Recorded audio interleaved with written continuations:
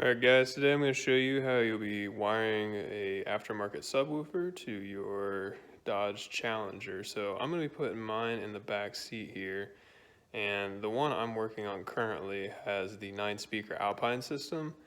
The one I'm about to show you will also apply to the, I believe it's the Harman or the HK system, which has much more speakers. So the first thing you're going to do is you want to pull this carpeted lip down, which is holding the trunk light. You can do that by the 4 plastic clips that are here. There's one on the end here, and one on this end. Just use a pry tool, pluck them out, and this will come right down. That will then expose the subwoofer. And again, if you have the HK system, I don't believe the subwoofer's here. I believe yours is in the spare tire well.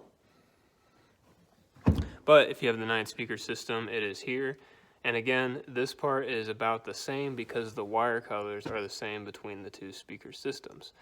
So what I've done here is I've snipped the wires, and this is a DVC, which means dual voice coil subwoofer.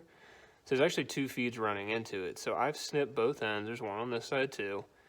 And I've cut it back, pulled the electrical tape back here, exposed the wires, stripped them, and spliced. So this is going to be my feeds into the amp once I get it set up.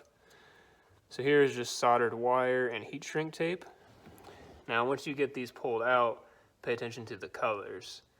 The 2 green wires are going to be your negative speaker outputs, and the brown and white wire are your positives. That's left and right respectively.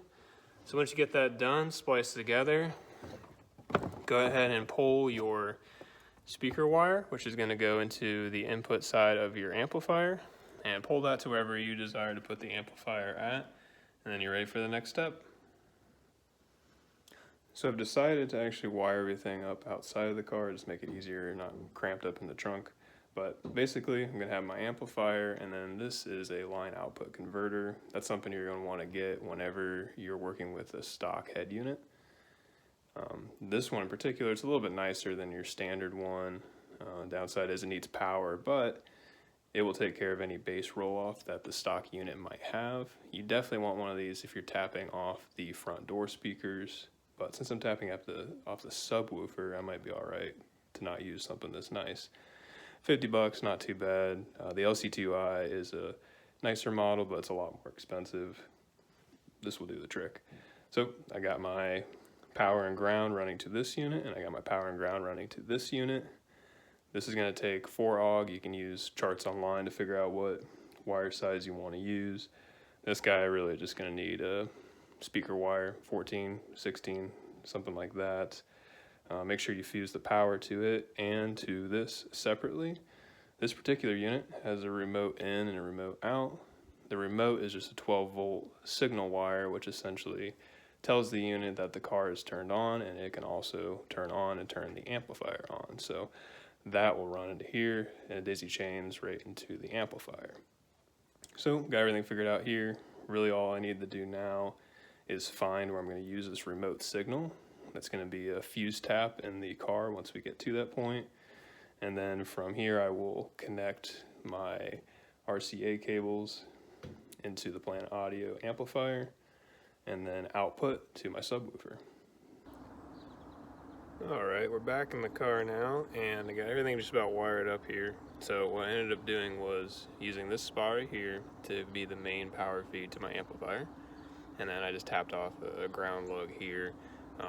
Same thing with the power wire going to the gravity line out converter, and that is another. You want to put your fuses on both the power lines. So I got that coming out here from the battery. This is actually coming out of the fuse block. This is the bigger one.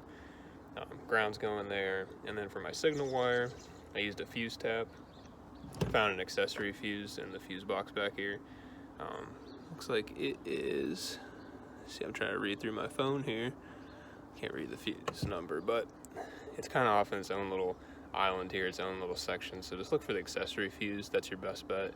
It only comes on when the car is on, or the key or push buttons in the accessory mode. So that's what you're going to want to use. So we're all good to go here. Just got to finish up the amplifier wiring, and we are done. There's a look at it there. I'm not sure where to mount this yet. Alright, so I got the subwoofer wired up and fully installed. One other thing I wanted to show you guys is where I mounted my bass knob. I've seen people mount it in the actual glove box there before. I want something a little easier to access, and that would be in my center console. So there you go. I just drilled through the bottom of the actual console here and fed the wire down below the carpet. So it's pretty simple, and I can still get to it while driving if I need to. So that's it. We finished the install, and thank you for watching.